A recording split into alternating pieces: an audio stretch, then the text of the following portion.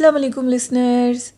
शुरू करते हैं आज की स्टोरीज़ अल्लाह का बाबरकत नाम लेकर, जो इंतहाई आली रुतबा और बहुत जलीलुल कदर है।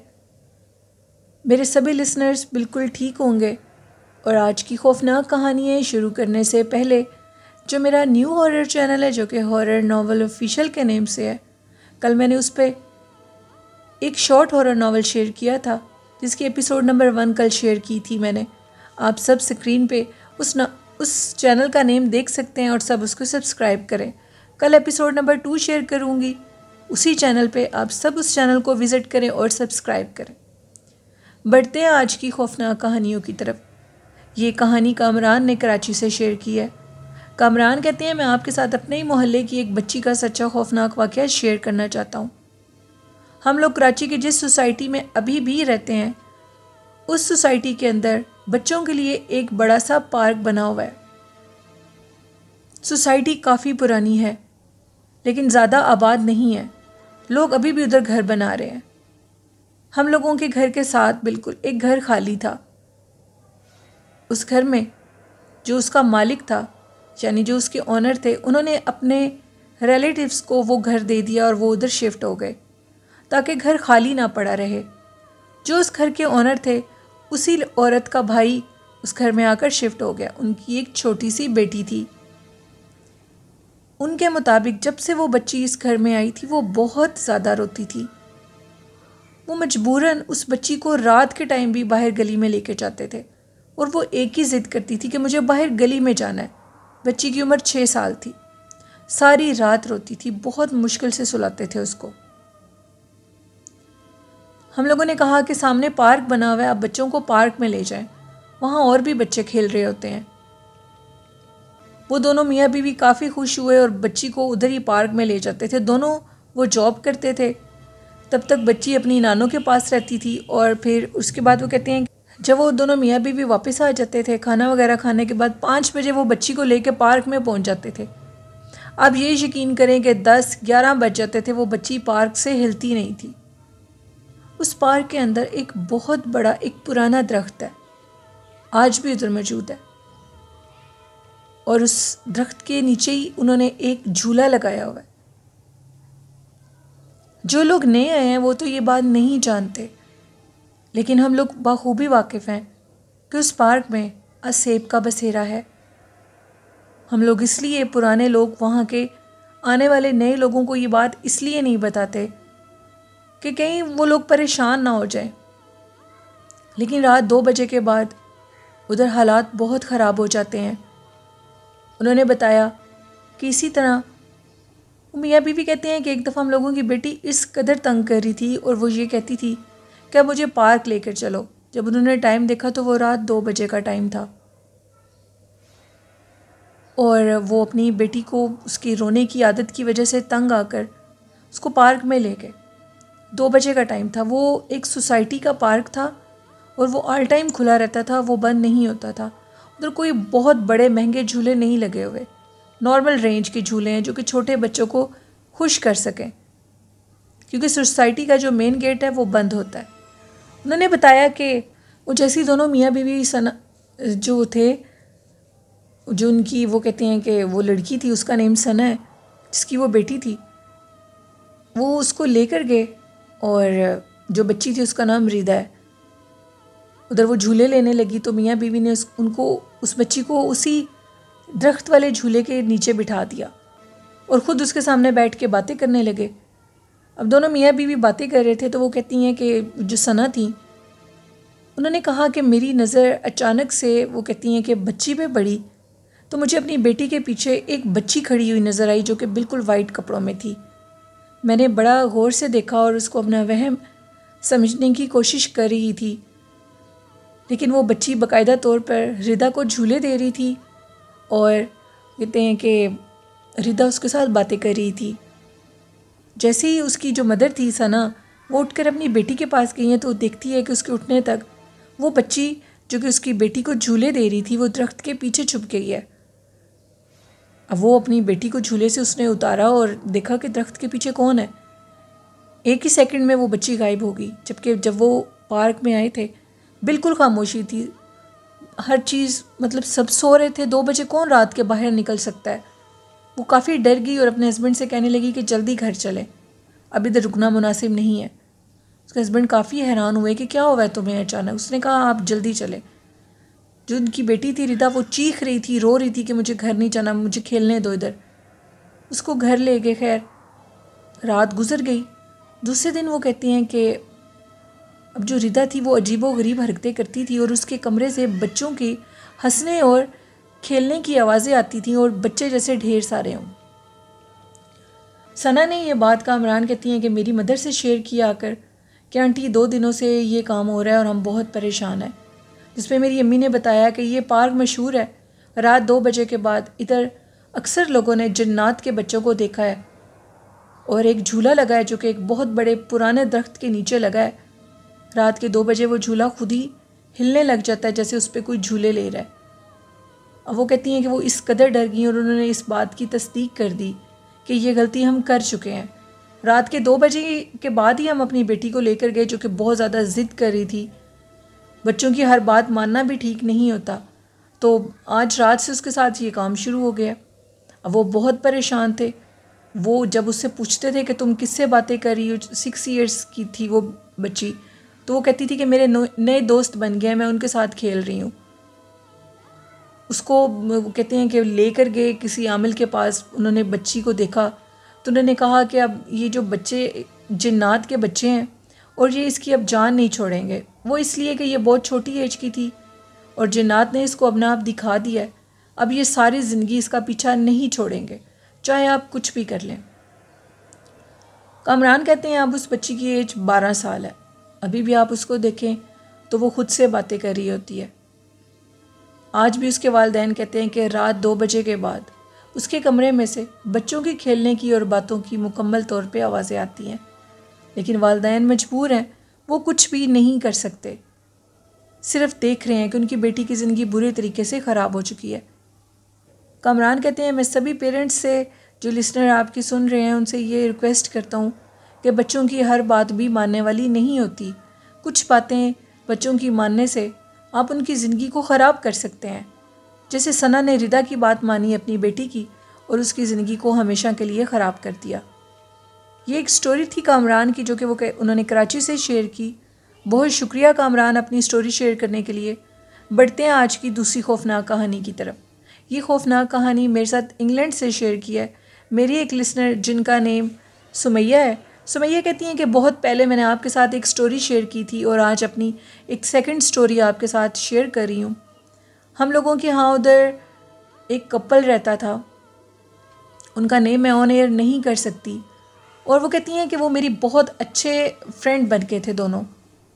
वो पाकिस्तान से कुछ ही अरसा पहले आए थे और इधर उनकी किसी के साथ कोई जान पहचान भी नहीं थी, लेकिन मेरे साथ उनकी बहुत अच्छी अंडरस्टैंडिंग हो गई थी। वो मियाँ बीवी चाहते थे कि हम कहीं घूमने फिरने के लिए जाएं, हनीमून के लिए। तो मैं उनको कहती थी कि आप लोग इंग्लैंड में आ गए, अब और हनीमून आपको क्या चाहिए। तो वो लड़की मुझसे पूछती थी कोई ऐसी जगह बताएं इंग्लैंड में जहाँ हम लोग जाएं, हमें अच्छा महसूस हो। खैर मैंने उनको एक जगह के मुतालिक बताया। मैंने जिस जगह के मुतालिक उनको बताया वो जगह वो ढूंढ नहीं सके और वो किसी और रोड की तरफ चले गए जो कि उनकी ज़िंदगी को मौत के दहाने तक ले गया। मैंने उनको सारी लोकेशन बताई और बताने के बाद ये कहा कि आप लोग गूगल से सारी लोकेशन सर्च करना। उनको सारी लोकेशन बताने के बाद वो लोग नेक्स्ट वीक उस लोकेशन पे जाना चाहते थे। अभी उनको आए 2 से 3 माह ही हुए थे। वो इतना इंग्लैंड के मुतालिक नहीं जानते थे, वहाँ की जो रोड आना जाना जगहों के मुतालिक नहीं जानते थे। खैर वो लोग चले गए और जाने के बाद वो कहते हैं कि वो जिस रोड से गुज़र रहे थे वो रोड काफ़ी सुनसान और बैयाबान था। कहते हैं बैयाबान इसलिए कह रही हूँ कि इर्द गिर्द वो कहते थे कि सारे जंगलात थे। कहते हैं कि अचानक से उनके हस्बैंड को लगा कि वो गए भी मेरी गाड़ी पर थे। उनके हस्बैंड को लगा कि उनकी गाड़ी के नीचे जैसे कुछ आया है। दोनों बातें कर रहे थे तो एकदम से वो डर गए, उन्होंने गाड़ी को रोक लिया। जैसे ही उन्होंने गाड़ी को रोका तो वो देखती हैं कि उनकी गाड़ी के नीचे एक बिल्ली का बच्चा आ गया और वो बच्चा मर चुका है। कहती हैं कि सुमैया कहती हैं उन्होंने बच्चे को उठाया तो साथ जो रोड के साथ जगह बनी हुई थी, मट्टी उधर ही उसी टाइम उन्होंने मट्टी कुछ खोदी और बिल्ली के बच्चे को दफन कर दिया बीच में, और ख़ुद वो मियाँ बीवी आगे चले गए। जिस रोड पर उनको जाना था वो उस ट्रैक से ही हट के बिल्ली के बच्चे के वो उस हादसे के बाद कहते हैं कि कुछ पता ही नहीं लगा हमें, हम उस ट्रैक से हट के। अब हम लोग इधर उधर ढूंढ रहे थे, जो मोबाइल की बैटरी थी वो बिल्कुल डेड हो चुकी थी दोनों की। तो कहते हैं कि हमें दूर से एक छोटा सा बुसीदा सा एक खस्ता हाल एक गेस्ट हाउस नज़र आया। उस टाइम वो किसी नेमत से कम नहीं था हमारे लिए, सर्दी बहुत ज़्यादा थी। कहते हैं कि हम सीधा उस गेस्ट हाउस के पास चले गए। तो हम लोग उधर रुके, हमने अंदर जाना चाहा, दरवाज़ा नॉक किया तो एक बूढ़ी औरत ने दरवाज़ा खोला। कहते हैं कि वो बूढ़ी औरत ने जैसे ही दरवाज़ा खोला तो हमने उससे रिक्वेस्ट की कि हमें अंदर आना है, तो बिना बोले उसने इशारे से हमें अंदर बुला लिया। हम लोग अंदर चले गए। जैसे ही हम लोग अंदर गए तो वो औरत, हमें लगता था कि जैसे वो बोल ही नहीं सकती। उसने हमें चाबियाँ दी, एक रूम की, इशारे से कहा कि ऊपर की तरफ चले जाओ। सर्दी बहुत शदीद थी। हम लोग ऊपर की तरफ चले गए तो वो कहते हैं कि आतिशदान में ऑलरेडी आग जल रही थी। हम दोनों मियाँ बीवी सबसे पहले तो आग के करीब गए। हम लोगों के जो हाथ थे वो बिल्कुल मूव नहीं हो रहे थे, इस कदर ठंड से बुरी हालत थी। मेरी जो मिसेस थी, यानी जो उस लड़के की बीवी थी, उसको हमेशा आदत थी, वो रोज़ रात को नहा कर सोती थी। और ये इस आदत से उसको मैंने भी, सुमैया कहती हैं, काफ़ी दफ़ा रोका था, लेकिन वो इस चीज़ को मानती नहीं थी। वो कहती हैं कि उसने ज़िद की कि मुझे अभी ही नहाना है और मैं नहाने के लिए जा रही हूँ। जिसके हस्बैंड थे वो बैठे, आग के करीब बैठे हुए थे, और वो अंदर खुद नहाने के लिए चली गई। कहते हैं काफ़ी देर गुजर गई, वो जब बाहर नहीं आई, घंटा हो गया, मुझे पानी की आवाज़ें भी गिरना बंद हो गई। तो मैंने दरवाज़ा नॉक किया, अंदर से कोई रिस्पॉन्स नहीं था। मैंने दोबारा दरवाज़ा नॉक किया, नो रिस्पॉन्स। दरवाज़ा खोला तो मैं क्या देखता हूँ कि अंदर जो उनकी मिसेस थी वो गिरी पड़ी थी ज़मीन पे, और दीवार के ऊपर खून से वो कहते हैं कि कुछ लिखा हुआ था। सबसे बड़ी हैरानगी की बात, कहते हैं कि एक लम्हे में सारा वो जो सीन था वो बदल गया। दरवाजे के पीछे एक वही बिल्ली का बच्चा मरा पड़ा है, और मैंने अपनी मिसेस को उठाने की कोशिश कर रहा हूँ। जब वो मुझसे उठाई नहीं जा रही, मैंने दरवाज़ा खोला है कि मैं इसको किसी तरीके से बाहर लेकर जाऊँ, तो मेरे रोंगटे खड़े हो गए और मैंने बाहर देखा कि बेड के ऊपर मेरी मिसेस लेटी हुई है, और वो जो बूढ़ी औरत है वो मेरी मिसेस का गला दबा रही है।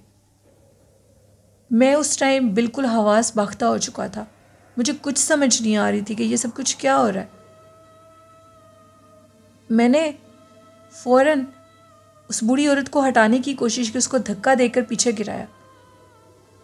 वो औरत इंतहाई खौफनाक हुलिये में आ चुकी थी। मैंने अपनी मिसेस को उठाया, बड़ी मुश्किल से मैं उसको उठाकर सीढ़ियों से नीचे उतर रहा था। मुझे अपने पीछे खौफनाक कदमों की आवाज़ें आ रही थी। मुझे यूँ लग रहा था कि हज़ारों की तादाद में बिल्लियाँ इकट्ठी बैठी रो रही हूँ, मातम कर रही हूँ। मैंने अपनी बीवी को उठाया हुआ था।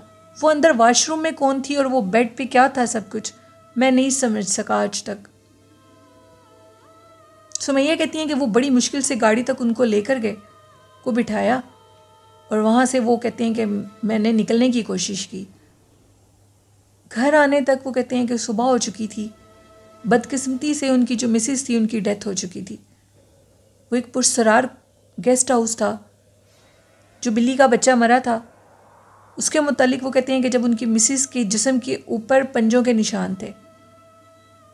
उधर करीबी मौलवी साहब से पूछा गया, सारा हादसा उनको बताया गया, तो उन्होंने कहा कि वो जो बिल्ली का बच्चा था वो एक चुड़ैल का बच्चा था, जिसको तुम लोगों ने मार दिया था जाने अनजाने में।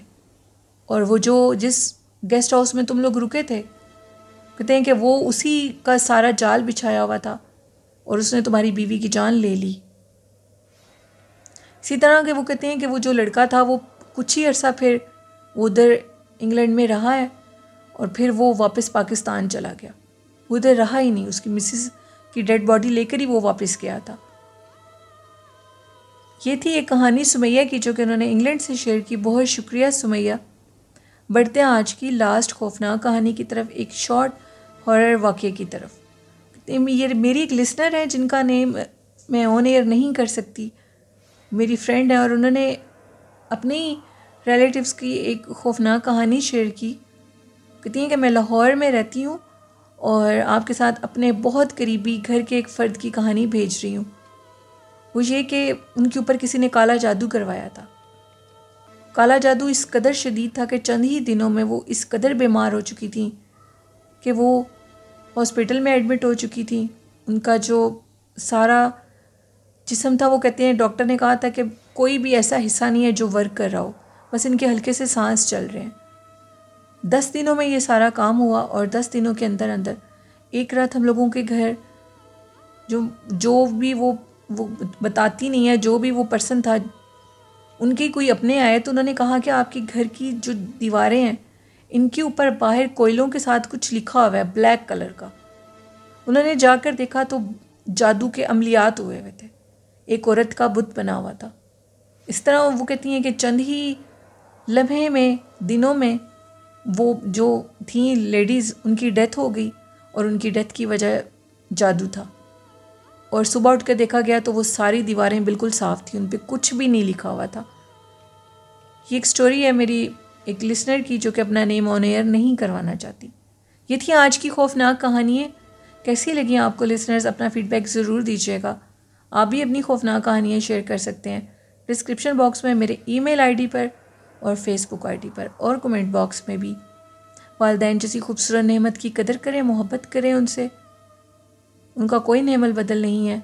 कुरान पाक, नमाज, दुरूद शरीफ को ज़िंदगी का हिस्सा बनाएं, नेक काम करें, क्योंकि ये ज़िंदगी हमेशा के लिए नहीं है, ख़त्म होने वाली है।